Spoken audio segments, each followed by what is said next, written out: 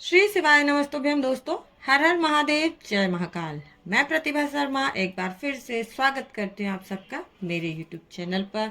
दोस्तों, चैत्र नवरात्रि जो है वो अब समाप्ति की ओर है, यानी कि अब अष्टमी, नवमी और इसके बाद दशहरा। जी हाँ, समाप्ति की ओर है हमारी नवरात्रि। आखिरी के ये कुछ दिन बहुत ही विशेष प्रभाव आपके जीवन पर डाल सकते हैं।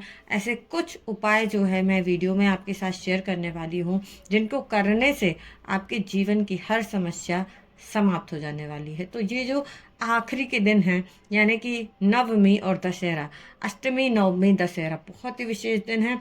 इन पर जो आपको उपाय बताए जा रहे हैं उनको ज़रूर कीजिएगा। अगर आपको ऐसा लगता है कि आपके भी जीवन में कई प्रकार की कुछ समस्याएं बनी हुई हैं, तो आपको इन उपायों को ज़रूर से करना चाहिए। दोस्तों, इस वीडियो में मैं आपके साथ एक उपाय शेयर करने वाली हूँ, जो कि बड़ा ही सरल सा उपाय है।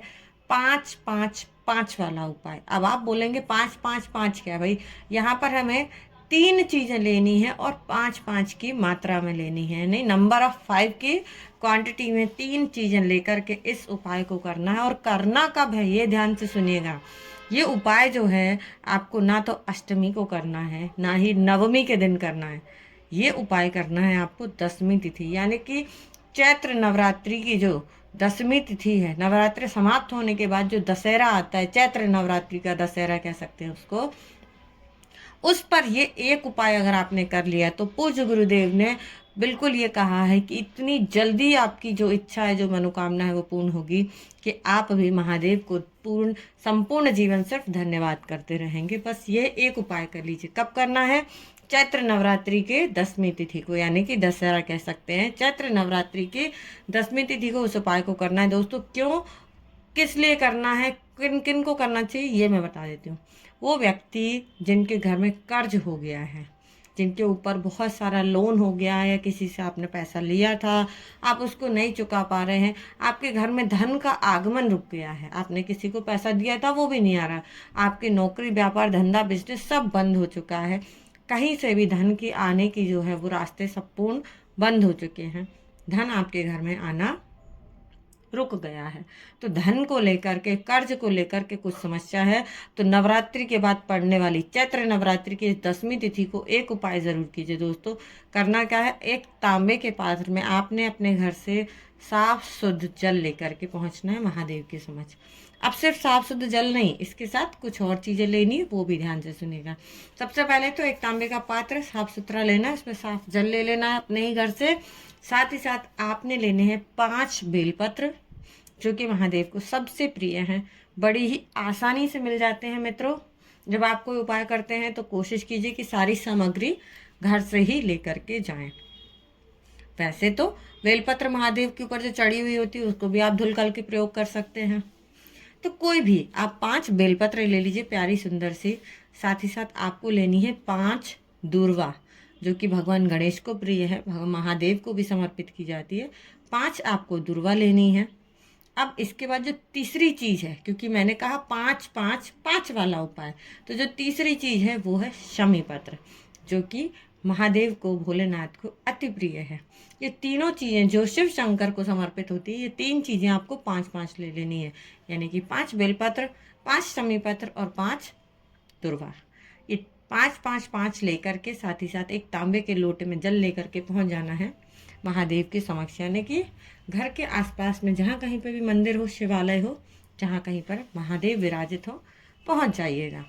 इस नवरात्रि पर इस उपाय को ज़रूर करें दोस्तों, बहुत जल्दी आपको लाभ मिलेगा, माँ का आशीर्वाद प्राप्त होगा, साथ ही महादेव की कृपा भी प्राप्त होगी।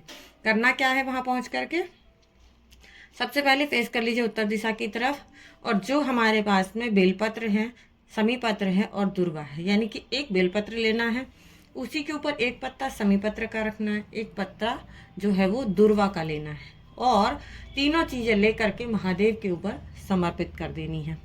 पहली बार आपने ऐसा किया, उसके बाद आपको अपनी जो भी इच्छा है, मनोकामना है, जो भी परेशानी है, जो भी धन को लेकर के, कर्ज को लेकर के समस्या है, वो महादेव से कह देनी है। फिर से आपको एक बेलपत्र, एक शमी पत्र और एक दुर्वा लेकर के महादेव के ऊपर समर्पित करना है, और फिर से अपने कष्ट जो है वो महादेव को आपको कह देने हैं। फिर से तीसरी बार चौथी बार और पांचवी बार, ऐसे एक एक करके 5 बार आपको इस चीज को करना है। एक बेलपत्र, एक शमी पत्र और एक दूर्वा लेकर के 5 बार आपने जब महादेव के ऊपर समर्पित कर दी और 5 बार अपनी इच्छा, अपनी मनोकामना, अपनी परेशानी जो भी कुछ है, क्योंकि आप बड़े टेंशन में, भाई आपके घर में धन नहीं आ रहा है, धन से तो जीवन चल रहा है, सब कुछ नहीं कह सकते पर जीवन को चलाने के लिए धन की आवश्यकता होती है, तो आपको इस उपाय को जरूर करना चाहिए। 5 बार आपने जब बेलपत्र, समीपत्र और दूर्वा महादेव के ऊपर समर्पित कर दी, 5 बार आपको अपनी जो व्यथा है, अपना जो कष्ट है, अपना जो दुख है, वो महादेव से कह देना है, कह सुनाना है उनको। और जो लोटे में जल है, 1 लोटा जल जो हम अपने घर से लेकर के गए हैं, अब उसका क्या करना है भाई, ये जो 1 लोटा जल है ये महादेव के ऊपर समर्पित करना है।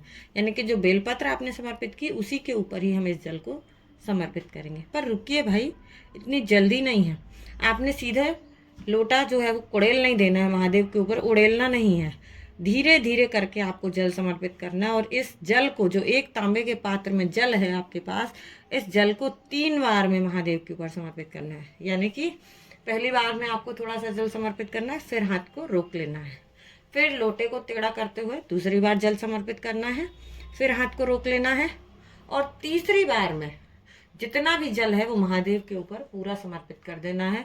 अर्थात 1 लोटे जल को आपको रुक रुक करके 3 बार महादेव के ऊपर समर्पित करना है।